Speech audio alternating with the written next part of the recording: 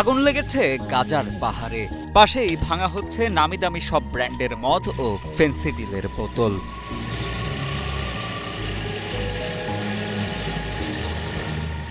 চলছে মাদক ধ্বংসকরণের কর্মযজ্ঞ। কিছু কিছু সাক্ষাৎকারে এসছে মাদকাসক্তকে যখন জিজ্ঞেস করছে আপনি কি পরিমাণ মাদক সেবন করেন, এবং প্রশ্নে এক পর্যায়ে তারা বলে আরও পেলে আরও খেতাম, অর্থাৎ চাহিদাটি অসীম। বিভিন্ন সময়ে বিজিবি দ্বারা আটক ও জব্দকৃত মোট 4 কোটি 7 লাখ টাকার মাদকদ্রব্য ধ্বংস করেছে বিজিবি। 29 জানুয়ারি চুয়াডাঙ্গা 6 বিজিবি ব্যাটালিয়নের সদর দপ্তরে অনুষ্ঠিত মাদক ধ্বংসকরণ অনুষ্ঠানে ধ্বংস করা হয় ৯,২৭৯ বোতল ভারতীয় ফেন্সিডিল, ৩,১৬৩ বোতল মদ, ২০ বোতল বিয়ার, ১৭২ কেজি গাঁজা, ২০৯ পিস ইয়াবা ট্যাবলেট, ৯,৪৬১ কেজি হেরোইন, ১১,০৬০ পিস নেশা জাতীয় ট্যাবলেট ও ১,৬৯৬ পিস নেশা জাতীয় ইনজেকশন।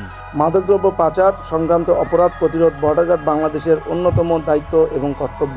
এ দেশের বিশাল সীমান্ত দিয়ে মাদকদ্রব্য চোরাচালান প্রতিরোধ করা এ বাহিনীর একটি গুরুত্বপূর্ণ চ্যালেঞ্জ। বিজিবির দেয়া তথ্যের ভিত্তিতে জানা যায় ২০২৩ সালের ১ আগস্ট থেকে ২০২৪ সালের ৩১ জুলাই পর্যন্ত সময়ের মধ্যে চুয়াডাঙ্গা ও মেহেরপুর জেলার সীমান্তবর্তী এলাকা থেকে বিজিবির অভিযানে জব্দ করা হয় এসব মাদকদ্রব্য।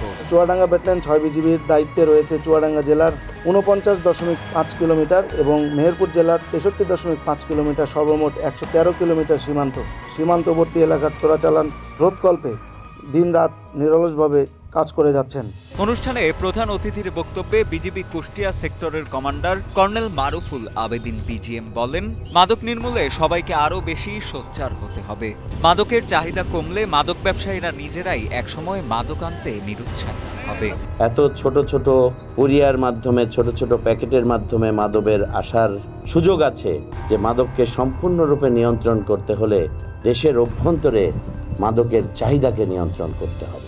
এছাড়া মাদকদ্রব্য ধ্বংসকরণের সেই অনুষ্ঠানে আরও উপস্থিত ছিলেন চুয়াডাঙ্গা 6 বিজিবি অধিনায়ক লেফটেন্যান্ট কর্নেল সাইদ মোহাম্মদ জাহিদুর রহমান, পরিচালক লেফটেন্যান্ট কর্নেল নাজমুল হাসান, 58 ব্যাটালিয়নের অধিনায়ক লেফটেন্যান্ট কর্নেল রফিকুল আলম, 6 বিজিবির সহকারী পরিচালক হায়দার আলী, মেহেরপুর জেলার senior judicial magistrate Jewel Rana, চুয়াডাঙ্গার অতিরিক্ত পুলিশ সুপার কনক কুমার দাস, সহকারী কমিশনার আব্দুর রহমান, জেলা মাদকদ্রব্য নিয়ন্ত্রণ অধিদপ্তরের সহকারী পরিচালক শিরিন আক্তার, সহকারী প্রসিকিউটর সাইমন আহমেদ ও মেহেরপুরের পুলিশ পরিদর্শক মারুফ রহমান।